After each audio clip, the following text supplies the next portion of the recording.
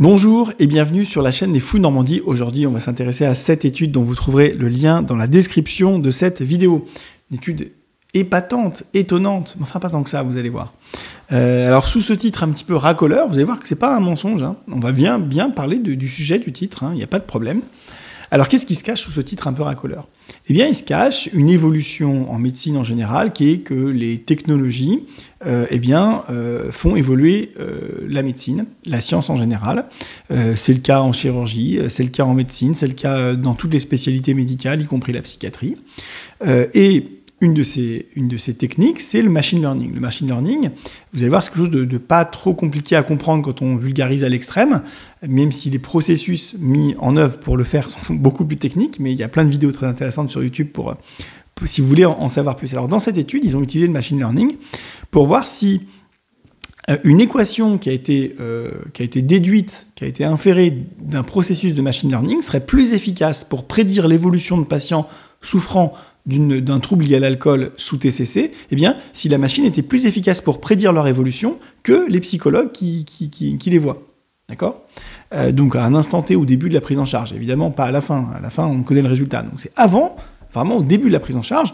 Est-ce que mon équation qui a été trouvée va être plus efficace pour prédire la chance d'évolution favorable que les psychologues qui les voient ? Alors, comment ils ont fait cette équation? Et c'est là où le machine learning est impliqué.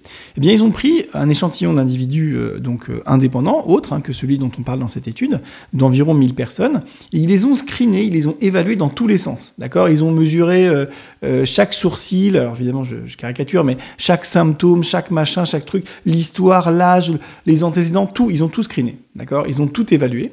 Et ils ont aussi évalué l'évolution sous psychothérapie de ces personnes qui souffraient aussi évidemment d'une pathologie liée à l'alcool. Et ils ont mis toutes ces données dans une machine. Et ils ont laissé la machine faire, essayer de déduire quels sont les paramètres les plus importants à prendre en compte. Comment on peut au mieux prédire l'évolution de ces personnes quand on a déjà toutes ces données du début à la fin du processus. Et donc, il sort une équation qui est forcément par définition valable sur les 1000 personnes testées, parce qu'elle a été déduite de ces 1000 personnes. Donc, évidemment, si on veut tester cette équation, il ne faut pas retester les mêmes personnes, puisque ça va forcément marcher. D'accord ?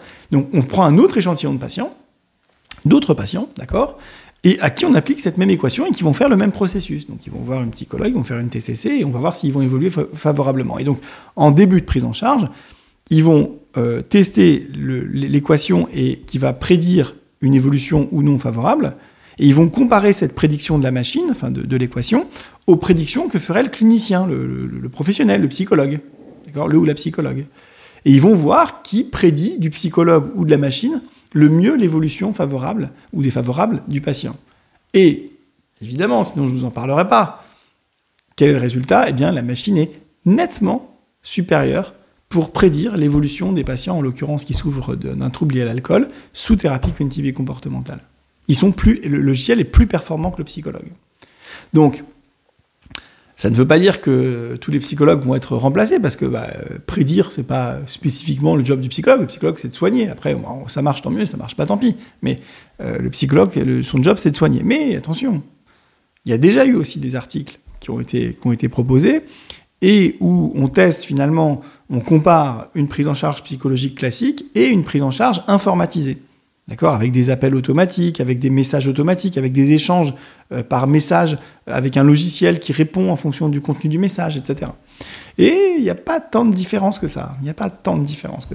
Donc vous voyez, on n'est pas loin de ça. Et puis en psychiatrie, donc là on oublie la psychologie, on parle vraiment de la psychiatrie. En psychiatrie, il y a plusieurs études qui ont montré que quand le psychiatre faisait ce qu'il voulait en termes de traitement, vraiment pour quelqu'un qui souffre d'une dépression, il était moins performant que quand il appliquait un schéma algorithmique, réputé comme solide par rapport aux données de la littérature scientifique. Donc, mieux vaut que le psychiatre n'utilise pas sa formidable expérience pour vous soigner, mieux vaut parfois peut-être qu'il utilise un algorithme basé sur des données scientifiques. Voilà. Donc, vous voyez, je vous ai pas menti dans le titre, vous vous êtes pas fait avoir. C'était pas une vidéo putaclic, c'était vraiment... on est là, voilà où on en est. Donc évidemment, il y aura des dizaines d'années avant que tout ça qu'il y ait vraiment une réalité extrêmement concrète finalement dans tout ça. Et puis de toute façon, sachez que le psychiatre comme le psychologue formé, il est là pour, en permanence, vous donner le meilleur niveau de soins par rapport à une littérature scientifique qui existe déjà.